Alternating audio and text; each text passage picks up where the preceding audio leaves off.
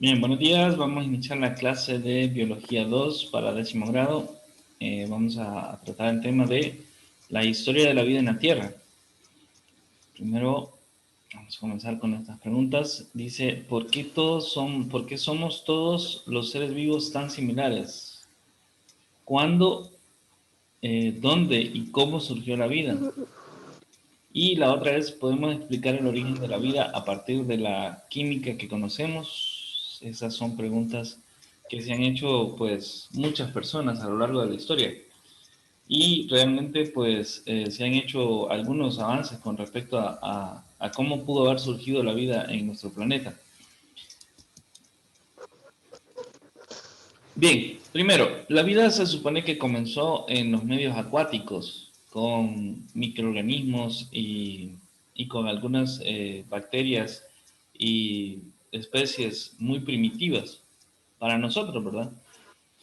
Algunos organismos unicelulares se agruparon y formaron colonias, dice, más adelante aparecieron los primeros seres pluricelulares, las algas y los invertebrados. Se supone que esto fue, pues, cuando ya el planeta, pues, ya había terminado su proceso de enfriamiento después de la formación del sistema solar. Esto duró mucho tiempo, no fue inmediatamente que pasó. Realmente la historia de la vida tiene más de 4.000 millones de años y eso, pues, ha sido un periodo de tiempo bastante largo. Entonces, el proceso de enfriamiento de nuestro sistema solar pues tardó mucho tiempo. Fíjense que algo parecido está sucediendo, bueno, de hecho, todavía los planetas del sistema solar no se han terminado de enfriar. Está Venus, que es uno de los planetas más calientes de nuestro sistema solar y que todavía está en un proceso de enfriamiento de su atmósfera, tanto como de su geósfera. Entonces, tarde o temprano, cuando este Venus termine de enfriarse, pues va a tener un clima similar a nuestro planeta Tierra, se supone. Bueno, ahora, la vida comenzó, dice, cuando se colonizó la vida en el medio terrestre. Algunos dicen que los primeros que colonizaron el planeta fueron los seres vivos, los animales, perdón, que eran los que primero que colonizaron, pero otros dicen que fueron las plantas. Eso pues no se puede saber a ciencia cierta, pero están algunas teorías con respecto. Los helechos se adaptaron, dice, a la vida terrestre, aunque solo vivían en lugares con mucha humedad, como los pantanos. Algunos alcanzaron montañas enormes. Los artrópodos se adaptaron con facilidad a este medio gracias a su exoesqueleto que les protegía de la desecación. A partir de peces primitivos aparecieron los primeros anfibios que todavía dependían del medio acuático para poner sus huevos.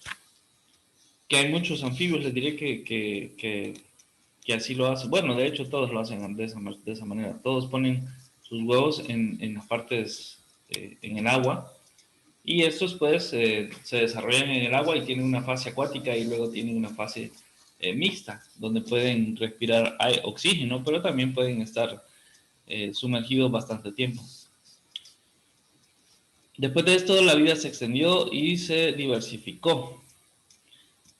Dice que la independencia total del medio acuático la consiguen los reptiles, que se diversificaron en medio terrestre, pero también en el acuático, ya que algunos volvieron a él. Los reptiles dominaban la Tierra durante muchos años, hasta que los dinosaurios se extinguieron en el planeta.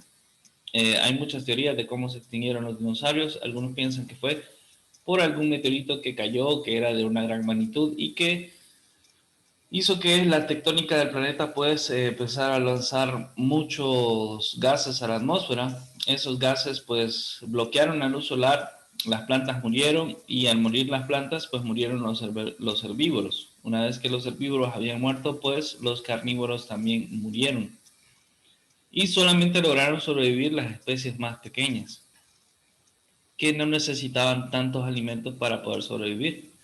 En esa etapa las plantas se adaptaron por completo a los ambientes secos, surgieron las plantas con semilla y de esa manera pues la vida continuó. Luego los mamíferos, después de los dinosaurios, pues los mamíferos proliferaron debido a que los mamíferos eran de menor tamaño en ese tiempo y no necesitaban muchos nutrientes. Entonces estos mamíferos empezaron a proliferar. En esta época aparecieron las primeras plantas con flores y frutos. Algunos grupos de reptiles desarrollaron pelo para regular su temperatura. Se originaron así los primeros mamíferos, como el diente de sable y otros. Ahora, otra teoría del origen de la vida es la teoría religiosa, que según la mayoría de las religiones, la vida tiene un origen sobrenatural, en el que no intervienen reacciones físicas o químicas de ningún tipo, ya que todo lo que existe ha sido creado por uno o varios dioses, porque hay varias religiones.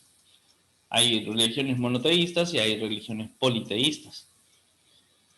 Entonces, cada una de esas religiones pues tienen su opinión acerca del surgimiento de la vida y lo adjudican a su deidad. Esta tesis recibe el nombre de creacionismo. Por su parte, los científicos han aportado a lo largo de la historia diferentes explicaciones acerca del origen de los seres vivos.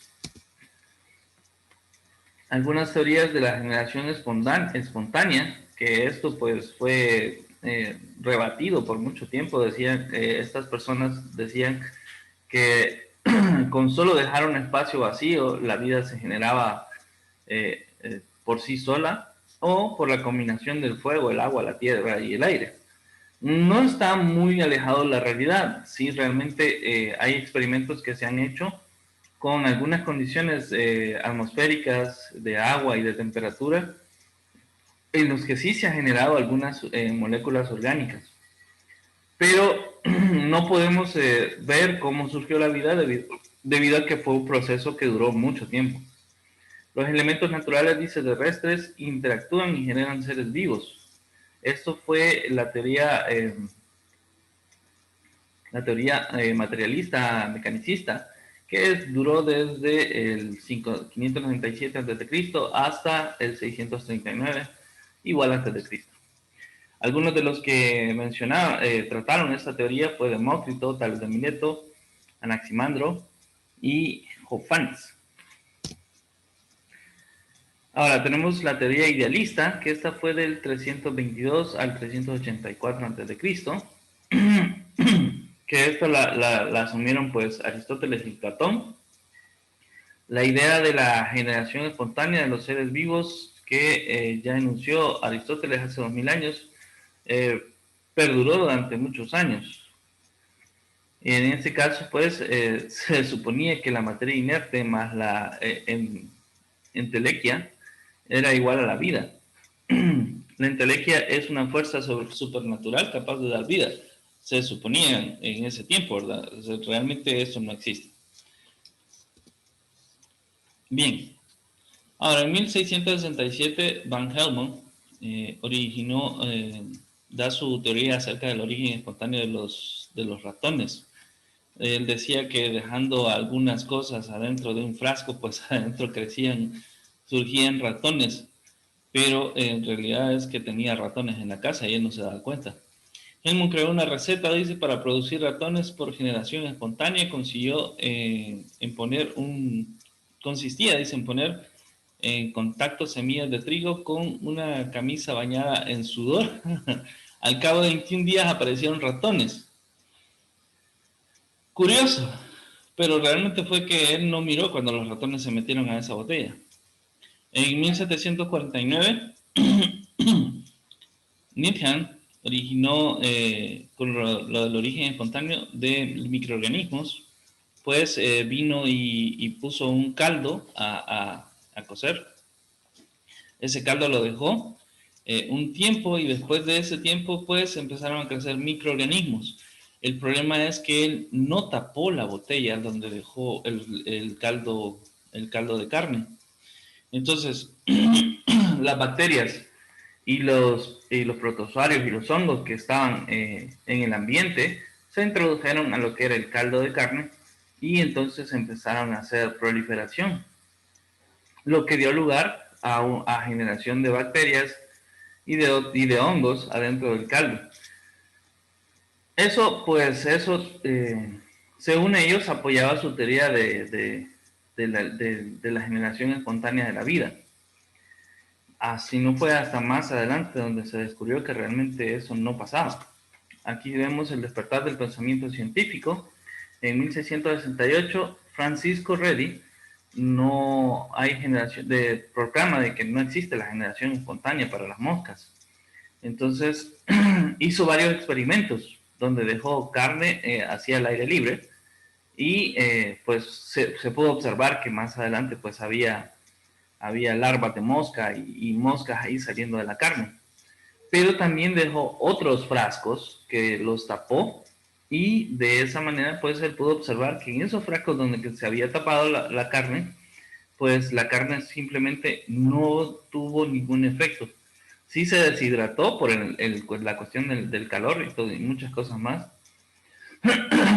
pero no hubo generación de moscas ni de ningún tipo. También hizo otro experimento donde utilizó siempre frascos, nada más que con una tela porosa, y observó que al cabo de un tiempo, en la parte de la superficie de la tela, sí habían algunos microorganismos y algunos huevos de mosca, porque las moscas ponían sus huevos en la parte superficial de la tela para que se alimentaran supuestamente de la carne, pero no podían acceder a él, entonces los huevos se quedaban en esa zona. Entonces, con eso se demuestra que no existe la generación espontánea de la vida, sino que es producto del ambiente, más la combinación de algunas sustancias nutritivas. De esa manera se genera la vida. Y este fue el primer experimento científico que se hizo en ese momento. Es por eso que en ese momento pues, se considera que fue el despertar científico, que empiezan a utilizar el método científico para probar las hipótesis. Y de esa manera, pues, ya no se volvió a cometer este tipo de errores. Luego, en 1769, dice Lázaro Spallanzani, dice también, apoya este pensamiento de que la vida no se genera de forma espontánea, repitiendo el experimento que había realizado este señor Needham, donde pues hizo los dos experimentos. El experimento del caldo de carne lo dejó destapado y bueno, al cabo del tiempo observó que sí, obviamente había microorganismos ahí, pero utilizó otro frasco donde también hizo caldo de carne, que lo calentó, solo que este lo dejó tapado. Y al mismo tiempo se pudo observar que el que estaba destapado sí tenía microorganismos, pero el que estaba tapado no presentaba formas de vida alguna. Entonces, pues en ese momento se conoce que la vida no se genera de forma espontánea. ¿Preguntas hasta el momento? No, profe. Ok, bien.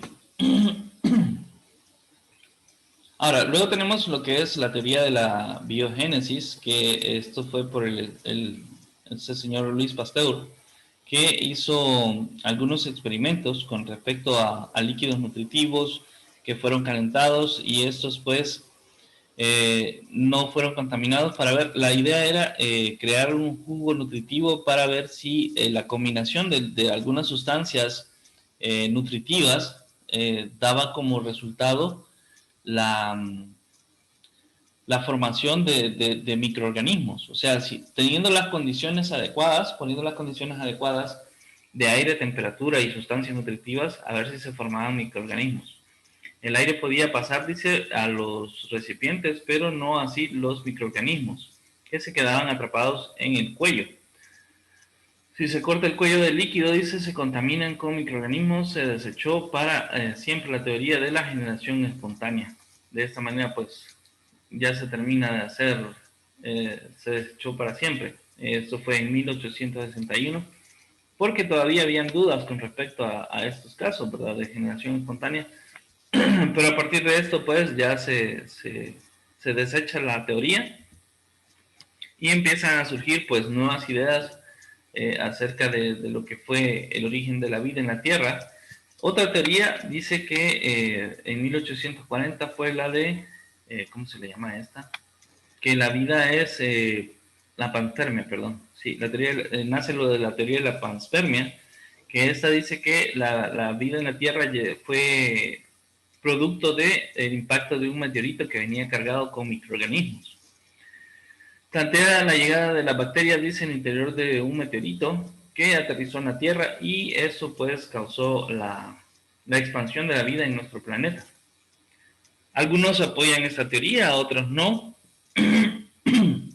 pero más adelante vamos a ver algunos experimentos interesantes que se hicieron con respecto a esto de las condiciones de nuestro planeta al momento de que se empezaba a enfriar.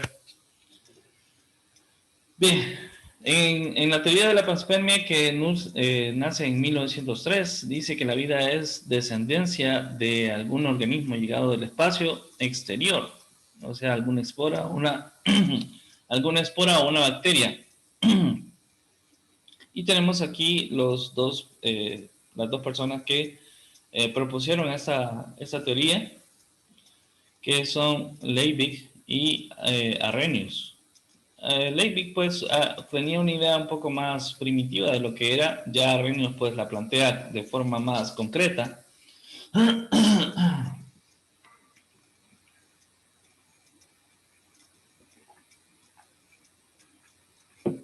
Bien, luego tenemos la teoría científica, dice materialista dialéctica, que estas fueron propuestas por Oparin y Halden. Bien, esto fue en 1921. El primer punto es, o el punto de partida, dice que fue hace 3.800 millones de años. La atmósfera, dice, primitiva estaba formada por metano, amoníaco, hidrógeno y vapor de agua. Era reductora y anaeróbica, dice. No bastaba en estas sustancias, estaban los principales bioelementos que forman la materia viva, como el carbono, el nitrógeno, el oxígeno, el hidrógeno y el oxígeno, que son la base de las cadenas.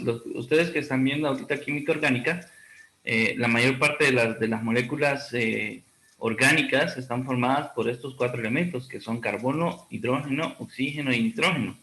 Entonces, la teoría de estas personas dice que a partir de estos elementos, si estos elementos se dejan en ciertas condiciones de temperatura y de atmosféricas, pues pueden producirse vida de forma de que las moléculas se van a organizar para formar compuestos orgánicos, y de esta manera pues van a ir evolucionando al punto de que la vida se da de forma natural. ¿Cómo se forman las biomoléculas? Dice, las radiaciones solares y las descargas eléctricas proporcionan energía suficiente para que los componentes de la atmósfera reaccionen y se formen las biomoléculas, compuestos orgánicos sencillos, como los que ahora forman los principales compuestos de los seres vivos. Y de esa manera, pues, se considera de que inició la vida, según la teoría materialista. Ahora, ¿cuáles fueron estas biomoléculas? Se formaron así azúcares, dice, grasas simples, aminoácidos y moléculas sencillas que reaccionaban entre sí para dar lugar a las moléculas más complejas, como las proteínas, las grasas complejas, los polisacáridos y los ácidos nucleicos.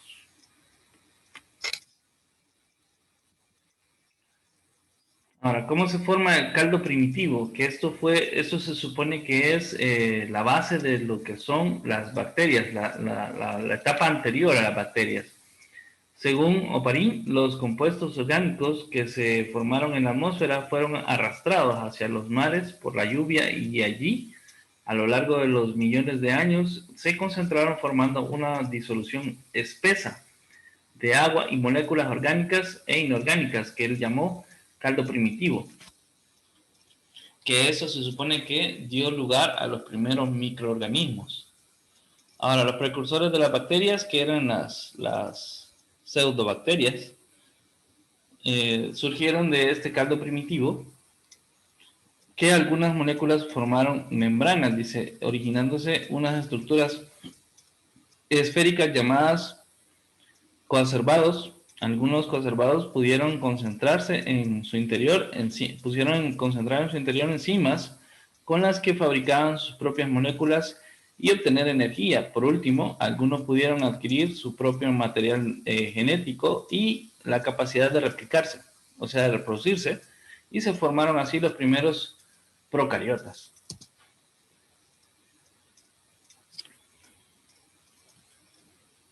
Bien, entonces, este es un diagrama de cómo surgieron las condiciones climáticas. Eran en este momento, pues, en la atmósfera estaba bastante metano, estaba nitratos, hidrógeno disuelto y moléculas de agua que dieron lugar a las moléculas orgánicas. Las moléculas orgánicas formaban moléculas orgánicas más complejas, perdón, lo que dio lugar a macromoléculas, que eran moléculas más grandes, que dio lugar a lo que es el conservados, que eran membranas que rodeaban algunas enzimas y algunas moléculas orgánicas que dieron lugar a lo que son los primeros organismos procariotas.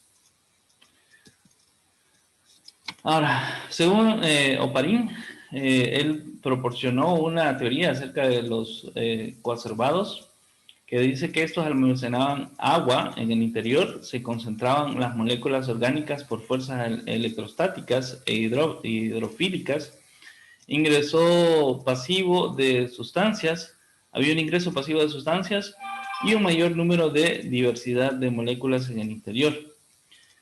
Había un mayor también número de reacciones químicas o catálisis que se realizaban al interior de estos conservados, que las hacía aumentar de volumen, y también empezó a darse la división mecánica entre ellas. Ahora, este experimento se llevó a cabo en 1953.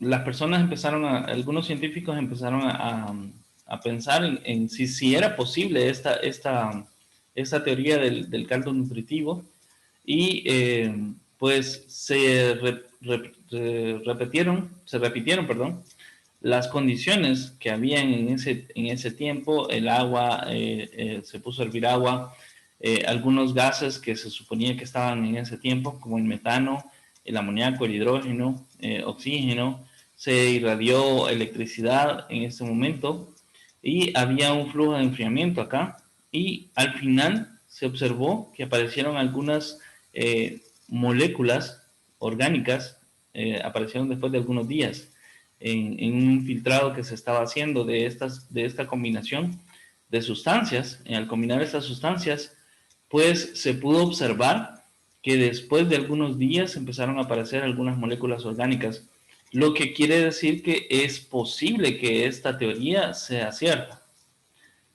Uno de los científicos que realizó este experimento fue este señor Miller, que pues probó de que realmente podía darse el hecho de que bajo estas ciertas condiciones pues se diera a cabo lo que mencionaban en la teoría de Oparin, donde se pueden se pueden encontrar moléculas orgánicas a partir de las condiciones atmosféricas que se dieron en ese entonces. Bien, esto sería la clase para el día de hoy. ¿Tienen alguna consulta o algo que quieran agregar? Algo sobre su opinión personal, a ver si lo que opinan acerca de las teorías que acabo de mencionar.